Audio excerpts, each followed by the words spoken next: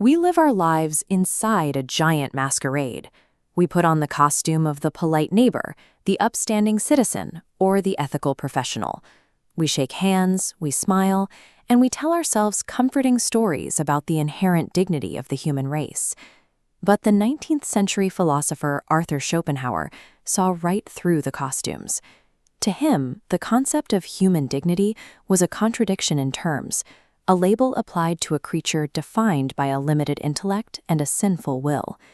Strip away the velvet and the polite conversation, and you are left with a savage, egoistic animal. Beneath the manners, we are beasts of prey, driven by an unyielding, blind will to live and consume. Operating under the assumption that people are inherently noble leaves us completely vulnerable. When the locks and chains of law and order fall off, the predator hiding under the polite clothing always reveals itself. If you look at the rest of the animal kingdom, predators kill to satisfy their hunger. Humans operate differently. We are the only species that inflicts pain on others simply for the pleasure of causing it. Schopenhauer points to Schadenfreude, a mischievous delight in the misfortunes of others, as the most diabolical trait in the human heart. It is a genuine thrill we feel when we see someone else stumble. Combine this with envy, and the cocktail becomes lethal.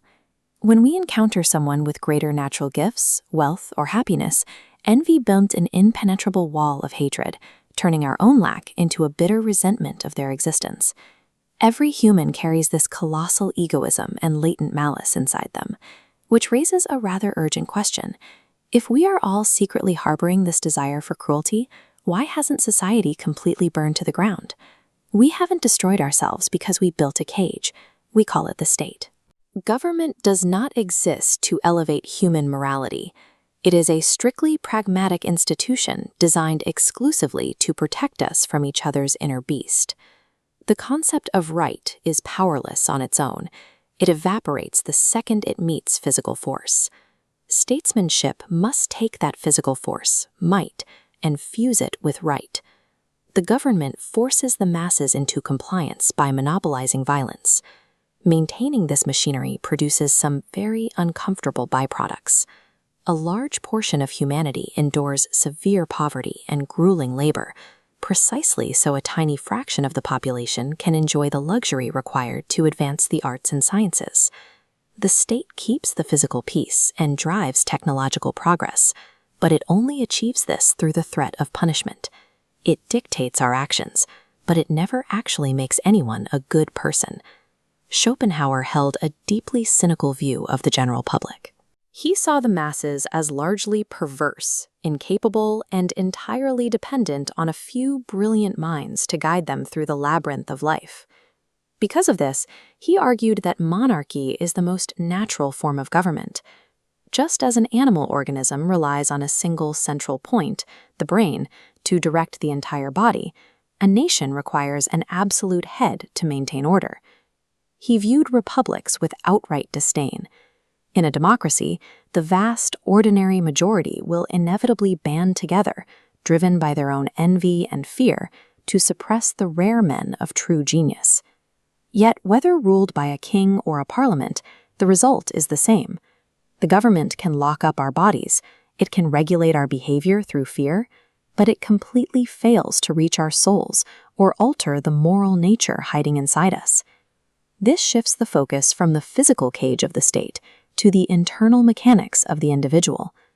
Beyond human laws lies the fact that our moral character is innate, is given to us a priori, before we ever make a conscious choice. The consequence of this is brutal. Character is entirely unalterable. You can educate someone's intellect, but no amount of moral instruction, religious preaching, or life experience will ever turn a genuinely bad person into a good one. Schopenhauer compares life to chemical reagents reacting with a body. Existence functions as a mirror, reflecting our internal character back to us. We are actors playing out a script that was written before we took the stage. Our daily choices and reaction kind of person we have been all along. We are not the authors of our own character.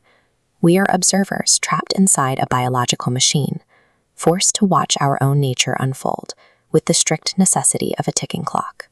If we are trapped inside an unalterable script, Surrounded by flawed, egoistic beasts who cannot change, how are we supposed to live together without tearing each other apart? Since every person's flaws and limitations are predestined, responding to them with hatred, anger, or moral judgment is logically pointless. You are raging at a machine for operating exactly as it was built to operate.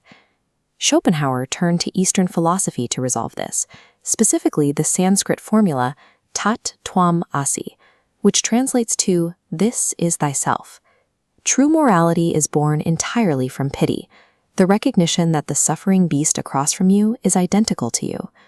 We do not survive the human condition by clinging to a false sense of dignity or by building walls of envy.